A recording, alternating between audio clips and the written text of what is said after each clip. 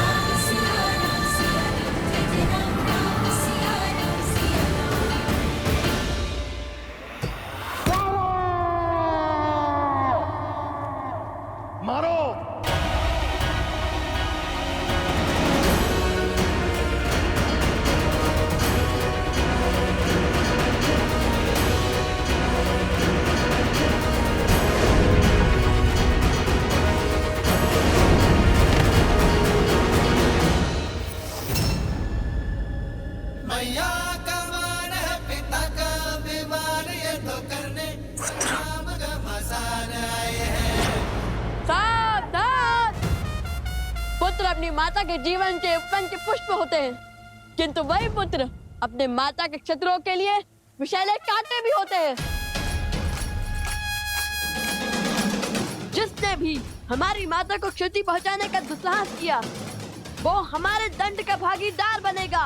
अब तुम्हारे पाप का प्रायश्चित अभी आरंभ होगा राजा धन्यमाली। हमारी माता को स्पर्श करने से पहले यम पाश तुम्हें स्पर्श करेगा। मैया का मान है, पिता का अभिमान, ये तो करने संग्राम का मसान आए हैं।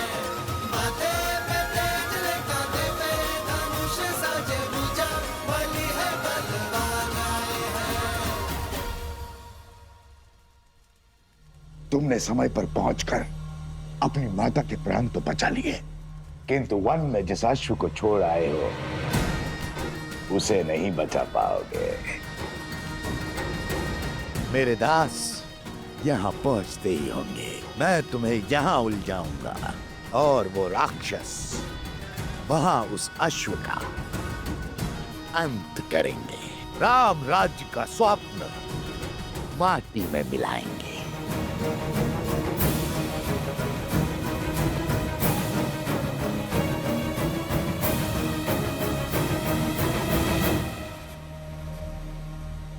ये देखो, अश्व यहां खड़ा है,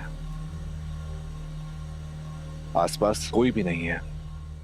चलकर इसका अध्याय समाप्त कर देते हैं और उस पीड़ा का भी अंत कर देते हैं जो इसके कारण हमें भोगनी पड़ी है। शीघ्र चलो।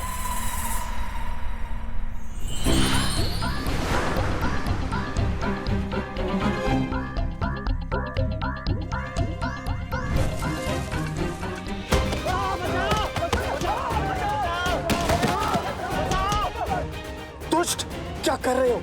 अपने ही साथी को क्यों मार रहे हो? मैंने प्रहार नहीं किया, वृक्ष ने किया।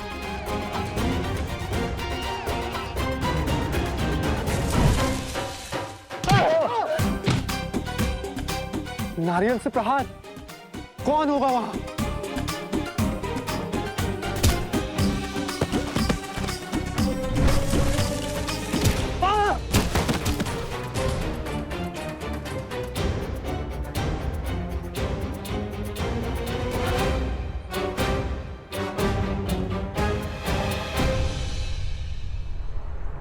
हनुमान!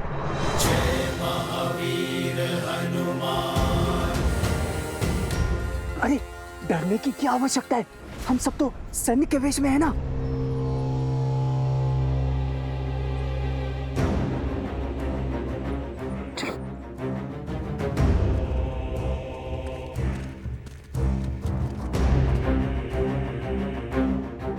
हनुमान जी, ये आपको किसने बांधा है? मेरी छोड़ो, अपनी बताओ, कैसे आना हुआ असुरों?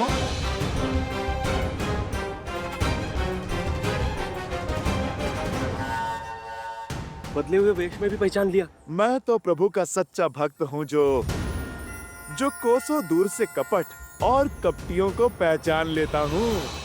ये मूर्ख है हनुमान जी, इसे आपकी शक्ति का अंदेशा नहीं है। क्षमा कीजिए, हम जाते हैं। क्षमा? वैसे भी आज मैं तुम पर वार नहीं कर सकता। जिन्होंने मुझे यहाँ बांधा है, उन्होंने अश्व ले जाने वाले को रोकने का आदेश दिया है, उनसे लड़ने का नहीं। और मैं तो ये बंधन भी खोल नहीं सकता। तो जब तक वो लौट कर नहीं आते, आप मेरा आग्रह मानिए और बैठ जाइए। वो जब आएंगे तभी तुम्हारा न्याय होगा। यहाँ प्रभु भजन करोगे तो फिर हर पाप से मुक्ति पाओगे। तो आज आप प्रहार नहीं करेंगे हनुमान जी? बहुत बड़ी भूल कर दी हनुमान, ये सत्य बताकर। यह असुर ये सुंदर अवसर नहीं जाने देगा। हम अश्व ले जाएंगे। मेरा तो कार्य आपको समझाना था, जो मैं कर चुका हूं। आगे तुम्हारी इच्छा। मनुष्य अपने कर्मों का फल स्वयं भुगतता है।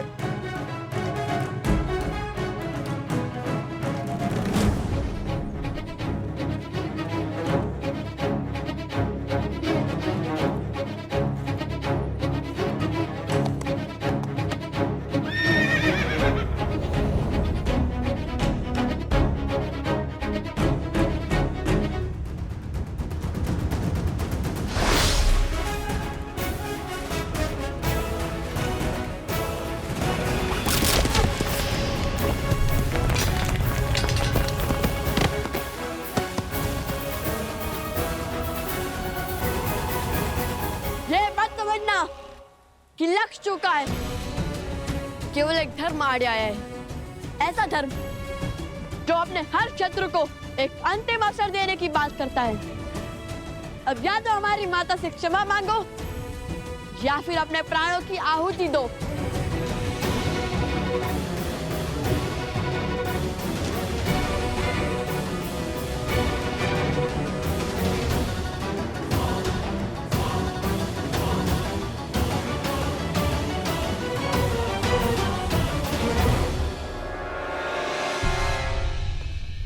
हनुमान जी ने क्या कहा था? हाँ, लातों के भूत बातों से नहीं मानते।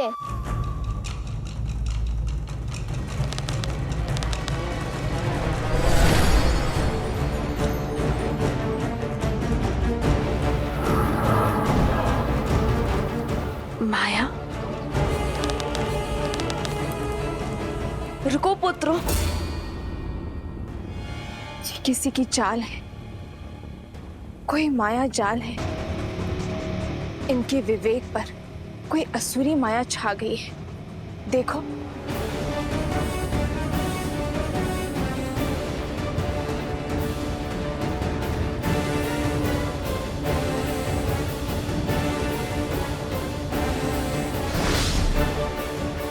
अरे हाँ,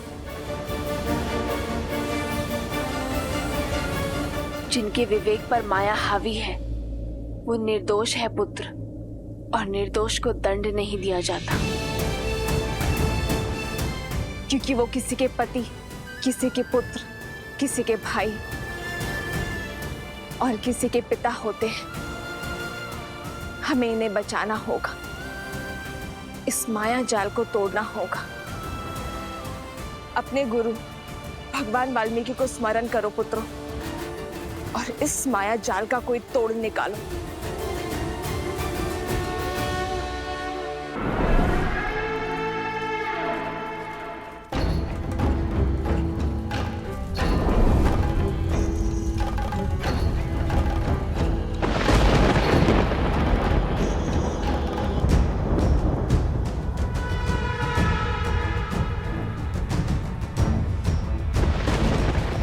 मेरी माया को पहचान अवश्य लिया है, किंतु प्रतिकार नहीं कर पाओगे। इस माया का तोड़ खोजने से पहले होगा मेरा प्रहार। मेरा प्रहार अब और तीव्र होगा, और होगा तो केवल विनाश, और इस विनाश का आरंभ होगा सीता के अंत से।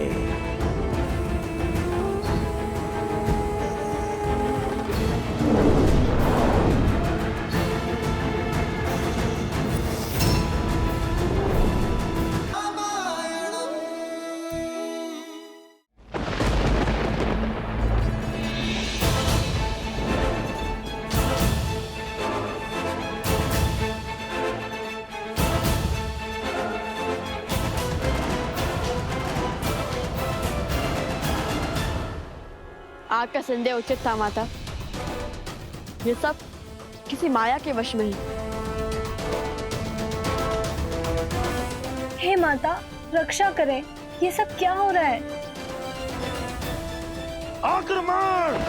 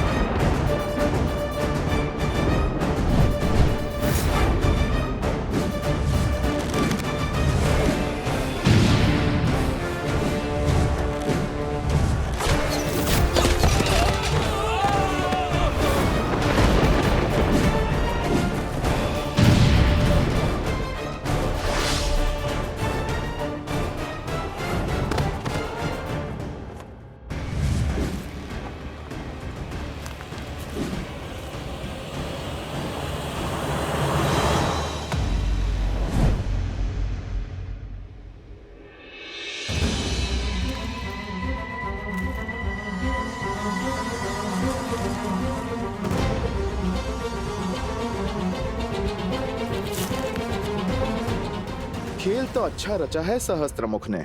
यदि तुम पर विपदा आई तो अश्वमेध यज्ञ खंडित हो जाएगा और दोष मंडेगा लवकुश पर, और तब प्रभु श्री राम एक पिता नहीं राजा की भांति उन्हें दंड देने पर विवश हो जाएंगे, जो हनुमान के रहते कदापि नहीं होगा, है ना?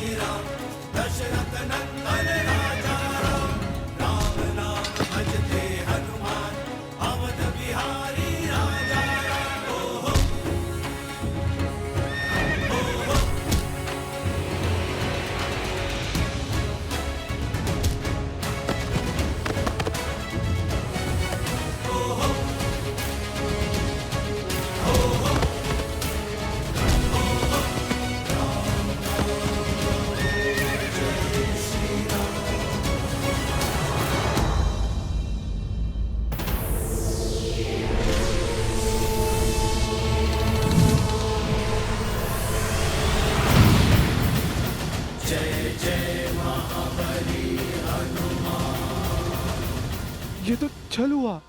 आपने कहा था आप नहीं लड़ेंगे। मैं लड़ कहां रहा हूं? मैंने कहा था ना मैं लड़ूंगा नहीं। ये नहीं कहा था कि अश्व की रक्षा नहीं करूंगा। और यदि ये अनुचित है तो क्या निर्दोष पशु पर मायावी शक्ति का प्रयोग उचित है? बोलो, साहस है तो जाओ समीप, करो प्रहार इस अश्व पर, किंतु बिना माया के।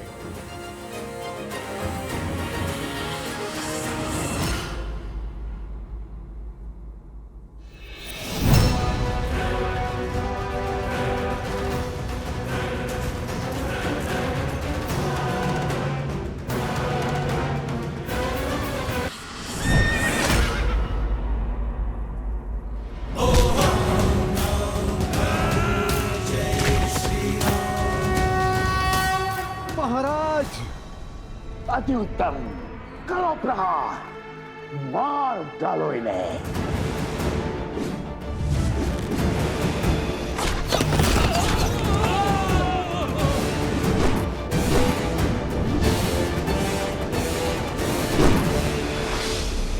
माता, माता!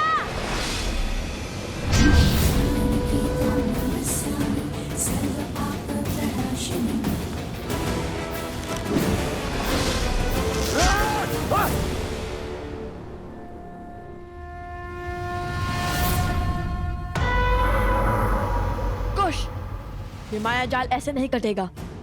हमें कोई उचित अस्त्र चाहिए, अभी इसी क्षण।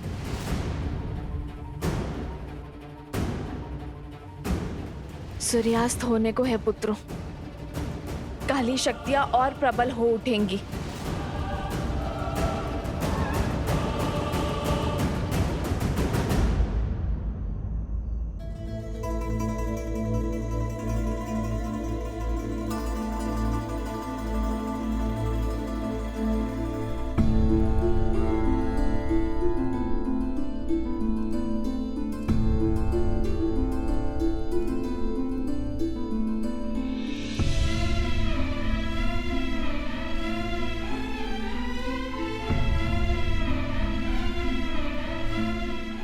आर्य,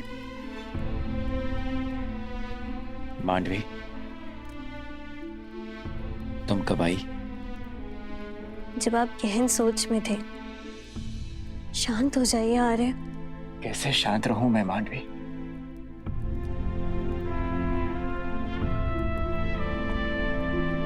तुम्हें कैसे समझाऊं?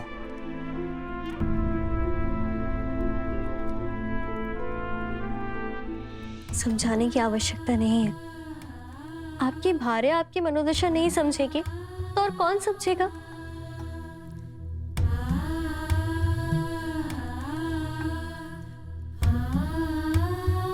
आपको इसी बात का दुख है ना कि छोटे भाई के होते हुए स्वयं राजा राम को युद्ध भूमि में उतरने की क्या आवश्यकता पड़ गई?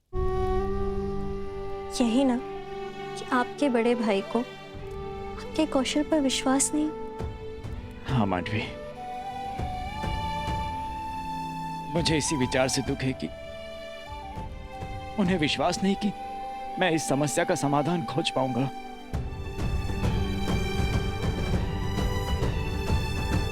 प्रणाम।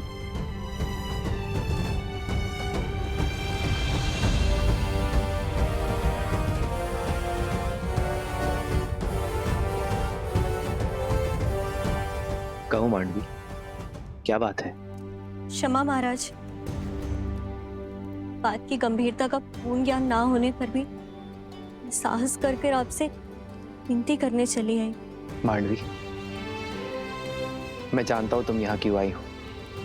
आप ये भी जानते होंगे कि आपके अनुज आपके निर्णय को अविश्वास की तुला पे तौल रहे हैं। सोचते हैं कि उनमें इतना कौशल या सामर्थ्य नहीं है कि उन दो ऋषि कुमारों से वो स्वयं लड़ सके। और यही बात उन्हें भीतर ही भीतर खाई जा रही है। इसलिए उन्हें बिना बताए मैं आपसे विनती करने चली आई। लक्ष्मण भैया और शत्रुघ्न भैया घायल हो चुके हैं और अब संकट मेरे पति के प्राणों को भी हो सकता है। किंतु फिर भी मैं आपसे निवेदन करती हूँ कि आप उन्हें उनका दायित्व निभाने का अवसर दें।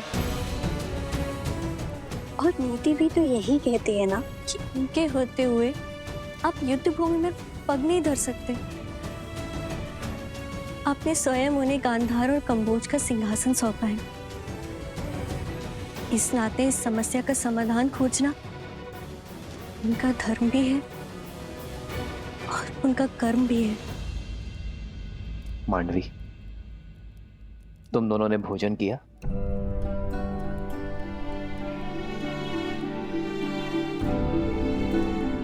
तो जाओ, जाकर भोजन की तैयारी करो मांडवी,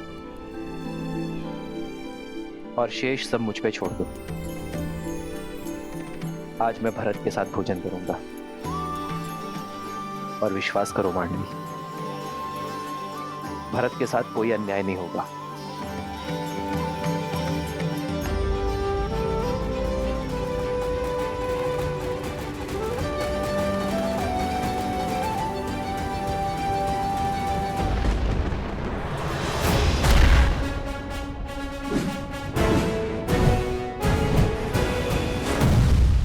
मूर्ख बालको, कितनी देर और रोक पाओगे इन्हें? सहायता का हाथ छटका कर मेरी सहायता कर रहे हो।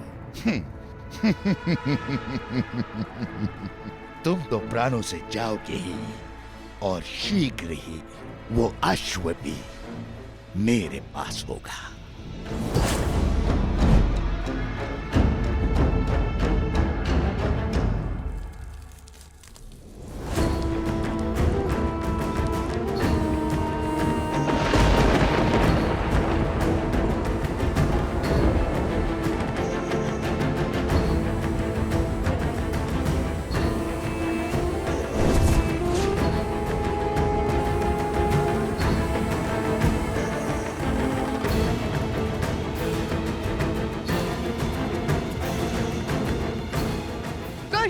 हमें इन्हें रोकना ही होगा, अभी और इसी क्षण। बाबा का अस्त्र!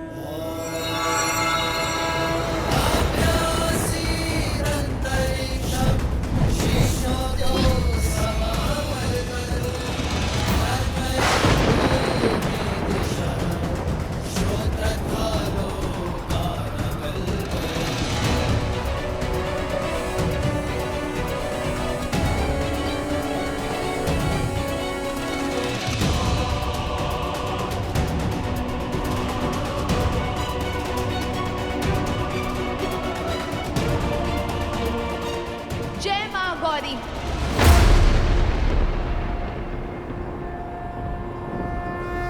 इन पे तो ब्रह्मास्त्र का भी प्रभाव नहीं हो रहा है कुश।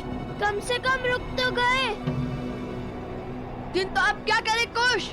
इस माया से तो केवल महादेव और माता गौरी ही बचा सकते हैं। समझ गया कुश। माता आप पीछे जाइए, कुश तुम मेरे साथ आगे बढ़ो।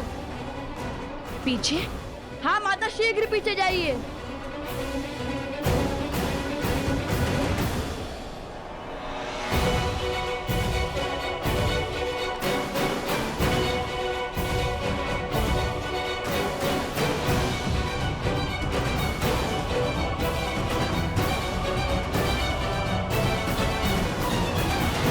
हे महादेव, हे माता, मेरे पुत्रों की रक्षा करना, सहायता करना उनकी। जिस माया को स्वयं ब्रह्मा भी नहीं काट सकते, उसे तुम क्या काटोगे बालको? आज तुम्हारे अभिमान और तुम्हारी माता दोनों का अंत निश्चित है।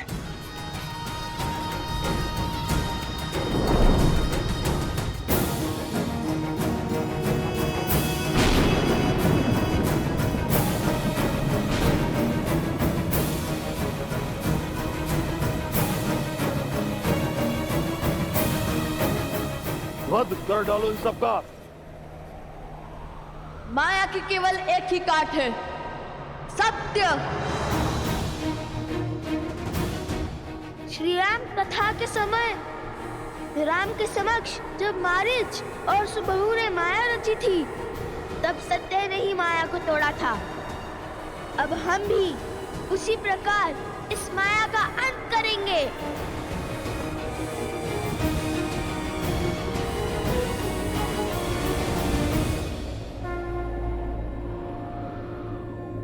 मनोबुद्धि अहंकार चित्तानि नमः। न मन न बुद्धि न चित्त, न मद न कोई है अहम। नाचा श्रोत्रा विज्वे, नाचा घर ना नेत्र, श्रवण नहीं वचन नहीं, ना कोई गंध ना नयन। नाचा व्योमा भूमि, न तेजो न वायु, ना भूमि ना मैं वायु हूँ, ना नभ हूँ मैं, ना हूँ अगन। चिदानंद रूपः शिवोहम शिवोहम। सब ना हो के सब में हूँ, शिवोहम शिवोहम।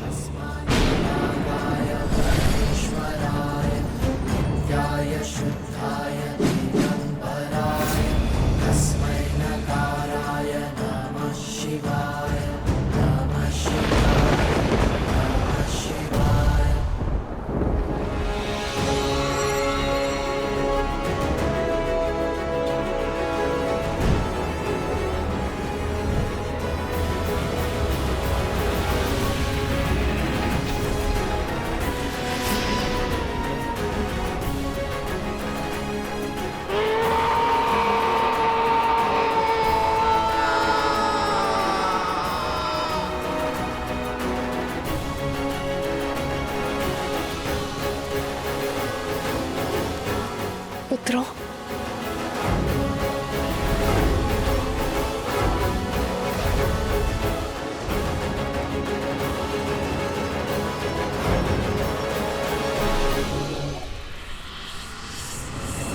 अभी मेरा प्रहार समाप्त नहीं हुआ है। अंत कर डालो इनका।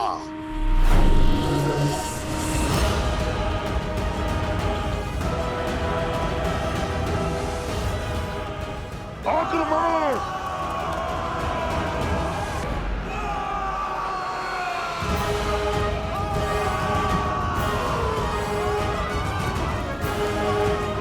ओह, तो तुमने सबको वश में कर लिया था।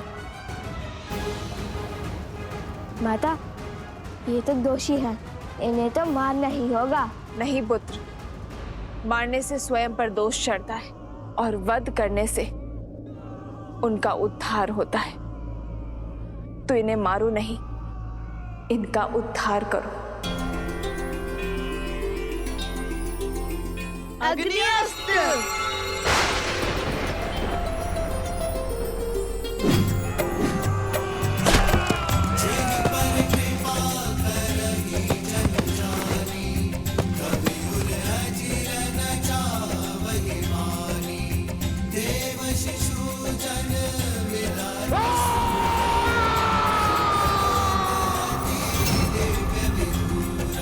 नवकुश की नवकुश की नवकुश की नवकुश की नवकुश की नवकुश की नवकुश की।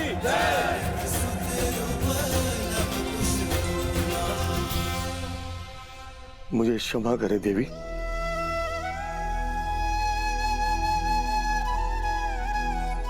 ये मैं कैसा महापाप करने जा रहा था। राम राज्य की परिकल्पना को ध्वस्त करने चला था। एक नारी की हत्या करने जा रहा था। ना जाने किस माया, किस शक्ति की चपेट में आ गए थे हम।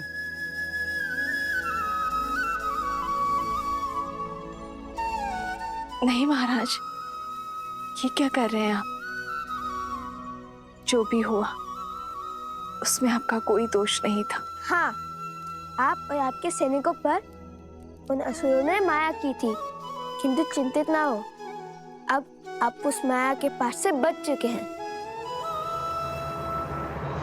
ये द्वंद हार गए तो क्या हुआ? वो अश्व तो अब तक हमारा बंदी बन चुका होगा। बानासुर शुभ समाचार के साथ आता ही होगा। महाराज, आओ, मुझे तुम्हारी ही प्रतीक्षा थी। आओ। महाराज,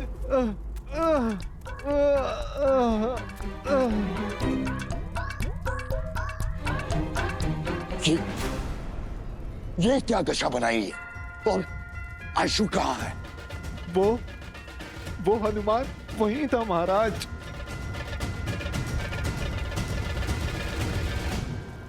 उसने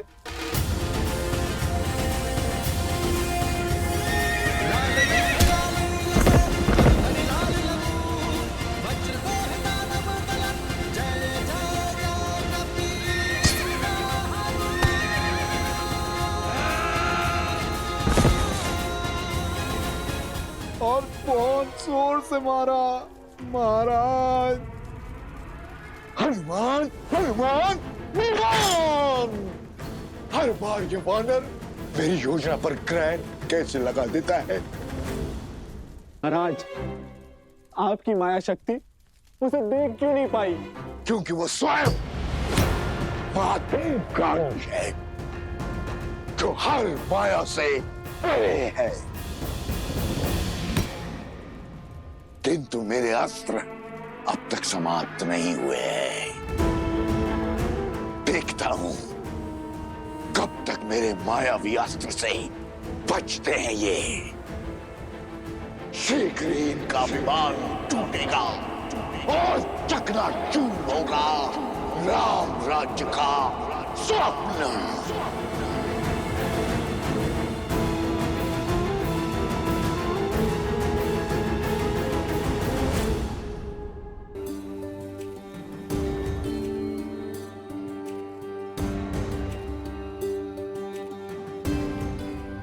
भूख अत्यंत विचलित कर रही है।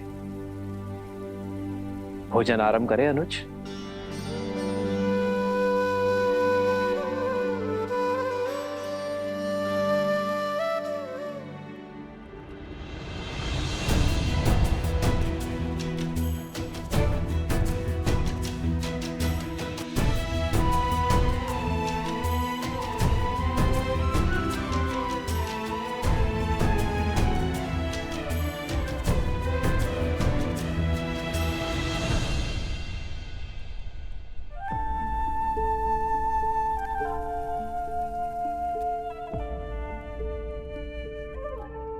भरत, यदि मन से चिंता ना उतरे तो गले से भोजन का ग्रास भी नीचे नहीं उतरता।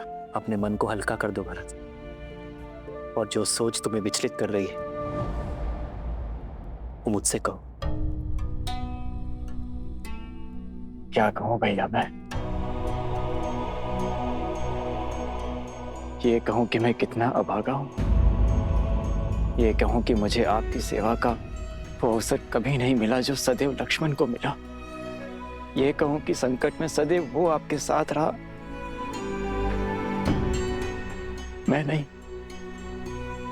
मैं तो सदैव संकट का कारक बन जाता हूं भैया। भैया, जब आपको वन में गमन करना पड़ा तो मुझे ही उसका दोषी माना गया। जब मैं आपकी चरण पादुकाएं ले आया तो संसार ने मुझ पर यह कहकर लांछन लगाया कि देखो, मैं अपने भाई की पादुकाएं इसीलिए ले आया ताकि अपने भाई को वन में नंगे पग घुमा सकूं।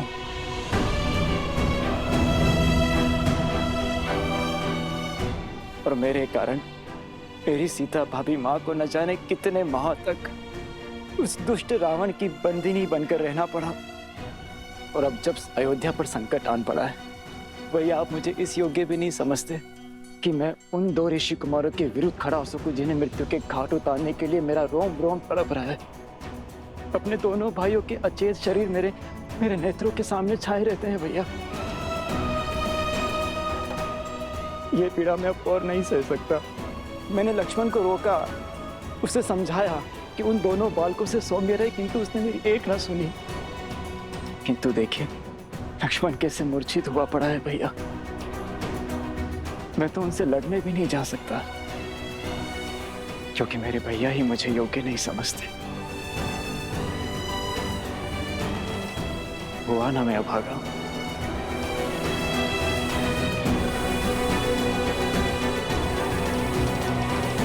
आपने हमें असुरी शक्ति से बचाया, इतना घोर अपराध करने से रोका। हम आपका आभार व्यक्त करना चाहते हैं। कृपया यहाँ कुछ दिन रुककर हमें सेवा का अवसर दें। हाँ हाँ देवी, कुछ समय तो रुकिए। हम आपको कहीं जाने नहीं देंगे। आपको हमारी विनती स्वीकारनी ही होगी। कुश, अश्व और हनुमान जी का क्या? हम उन्हें और अकेला नहीं छोड़ सकते हैं। हाँ हाँ, रुक जाइए देवी, कृपया हमारे लिए रुक जाइए। पर आश्रम का क्या होगा? सब लोग हमारी प्रतीक्षा कर रहे होंगे। हमें शीघ्र अतिशीघ्र आश्रम जाना चाहिए। हाँ हाँ, आश्रम में भगवान वाल्मीकि है ही नहीं। सारे आश्रमवासी कितना चिंतित हो रहे होंगे। आश्रम जाना ही उचित होगा।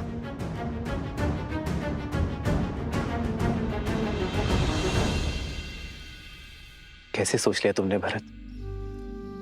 ये कैसे सोच लिया कि मैं अपने भरत को लक्ष्मण या शत्रुघ्न से कम योग्य मानता हूं? तुम तो सौम्यता के सूचक हो भरत, पराक्रम के पर्याय हो। मुझे सबसे अधिक प्रिय हो तुम भरत। मैंने तुम्हें जाने से इसलिए रोका क्योंकि लक्ष्मण सदा मेरे साथ रहा है भरत। मैंने उसे सदा ही घायल होते हुए, मृत्यु के मुख में जाते हुए देखा है। अत्यंत दुख हुआ मुझे, किंतु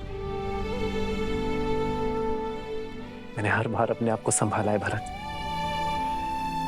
इस बार पुनः लक्ष्मण घायल है और शत्रुघ्न भी। मैं इस विपदा को सह नहीं पा रहा हूं भरत। और इस बीच यदि तुम्हें कुछ हो गया मेरे भाई, तो भैया, पुण्य के प्रतीक श्री राम से पाप कैसे हो सकता है? किंतु आप स्वयं को मेरे स्थान पर रख के देखिए। स्वयं या महल में सुरक्षित रह के आपको युद्ध भूमि में जाते हुए देख, क्या मैं स्वयं से कभी दृष्टि मिला पाऊंगा? लक्ष्मण और शत्रुघ्न के नेत्रों में नेत्र डाल पाऊंगा? वेद के उपचार से वे दोनों शीघ्र ही सकुशल हो जाएंगे। किंतु क्या आप ऐसा चाहते हैं कि आपके भाई की आंखें उन दोनों के सामने सदैव झुकी रहे? जिन अयोध्या वासियों ने गंगा सी पावन मेरी सीता भाभी मां पर बिना किसी दोष इतने लांछन लगाए, क्या वे लोग मुझे क्षमा कर पाएंगे? क्या वे लोग ये नहीं कहेंगे कि देखो, दो भाई तो अपने बड़े भाई के साथ कंधे से कंधा मिला करके लड़े, किंतु भरत अपने हाथ पर हाथ रखकर बैठा रहा, वो कुछ न कर सका।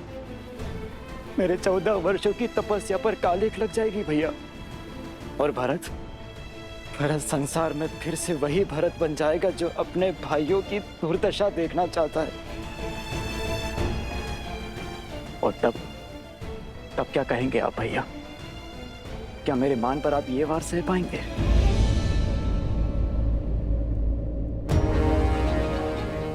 उन दोनों ऋषि कुमारों से मुझे लड़ने की अनुमति दीजिए भैया, बिना किसी शर्त के और बिना किसी बंधन के।